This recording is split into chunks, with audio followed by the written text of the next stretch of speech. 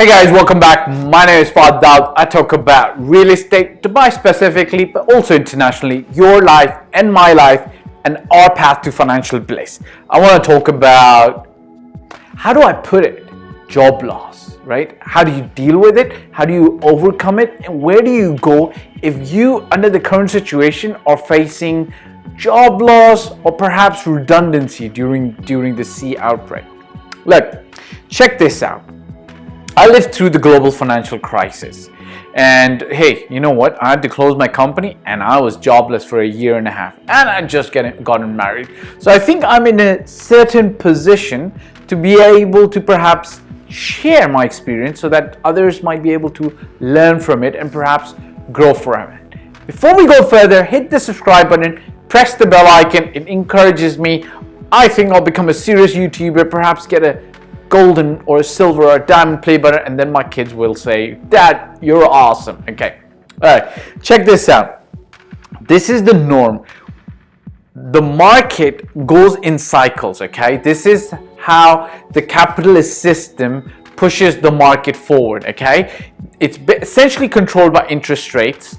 Okay, loosely through the monetary policy. When interest rates are low, people borrow a lot, they spend a lot, jobs come into the economy, they get hired. But as the interest rates as the economy keeps increasing and expanding, inflation sets in, central banks generally control and slow down the economy by increasing interest rates.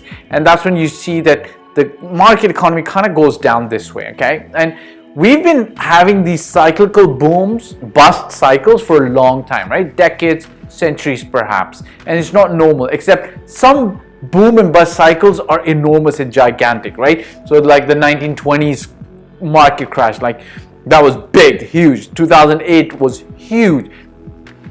2020, I hope things will be okay. Now, this is normal. So when the markets go down and the economy goes down, people lose their jobs, okay?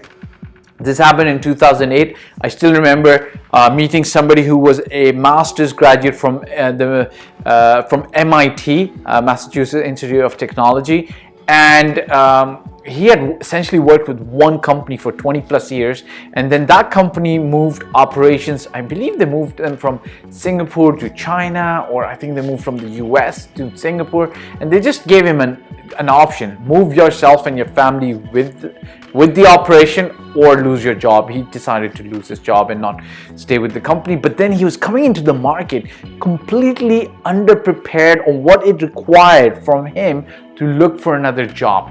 Now here's the thing. I'm going to share with you something, in my opinion, is very critical. And this came to me as an understanding in 2012. Look, you're either going to have a plan, or you're going to be a tool in somebody else's plan. Now, both are okay, except if you become a tool in somebody else's grand plan and they don't have your best interest at heart, but their own best interest, means pocket, at heart, then you are going to lose out in the long term, okay? And now, to put it in a different way, either you're going to have a vision for your life, or you're going to be a part of somebody else's vision, okay? If you're a part of somebody else's vision, and if they don't have your best interest at heart, tough luck, okay? For instance, I always say this to people. The Dubai government, the rulers, the people who lead Dubai, have a grand vision for Dubai. We essentially are part of that vision. Whether you're an expat or you're living here, you're doing business here, you're essentially a part of that vision. But the vision of the ruler, His Highness Sheikh Mohammed, is grand in a way where they're willing to share the resources, where they're willing for you to grow in positive ways. So, you know, things work out okay in the end. But when you take the example of a certain company, for instance, and you go there and you work there for 20 years or 28 years or 30 years, if they've not had as part of their vision to help grow you into a better person so that you could outgrow sometimes the company, if their vision is to enslave you and keep you at that level forever, then guess what? They are going to gain from their vision, and you're going to be a tool, part of their vision. You're not going to grow. And again, I've faced this recently. Again, somebody approached me. They were let go after serving 28 years with a very large company in the UAE, and they approached me and they said, look, here's how it is. They said, don't come to work from tomorrow. He's got 2 months of severance pay. But that's not the sad tragedy. You know what the sad tragedy is? That for 28 years he chose to work there and did not grow enough to either move on from that company or get headhunted from that company. So I'm not sure if I'm going to actually blame the company, because they had a vision and you were a small cog in their grand vision and you chose to be there, so you continue as it is. Or should we blame ourselves because we didn't look forward enough to then move from there, right? But I'm not into the blame games. I wouldn't want anybody to wallow into self-pity and say, oh my God. I would say, look, done is done. What do you do next? I would say you sit down and plan a grander vision for your life. Now, I'm not talking about 5 years, 10 years. I'm talking about 20 years, 50 years from now. Where do you wish to see yourself? Because that vision gives you the impetus, the encouragement, the ability to push yourself forward in means and ways that will not leave you enslaved to other people's vision. You need to grow yourself out of there. Number one.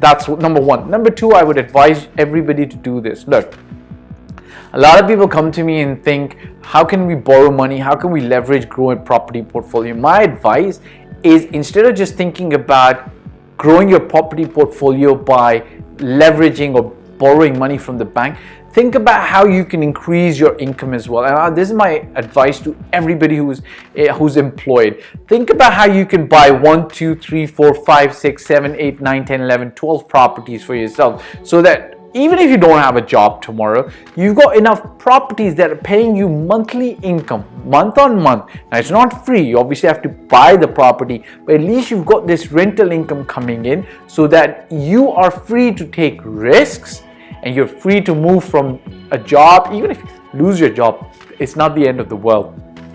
But focus on gaining more income, increasing your income. It all comes down from your mind. You need to first sit down and plot a vision for your next 5, 10, 20 years, and then allow yourself to let that more income come to you, and then invest it in property so that you safeguard it. Property is, in my opinion, is one of the safest investments compared to the stock market, cryptocurrency, or even starting your own business.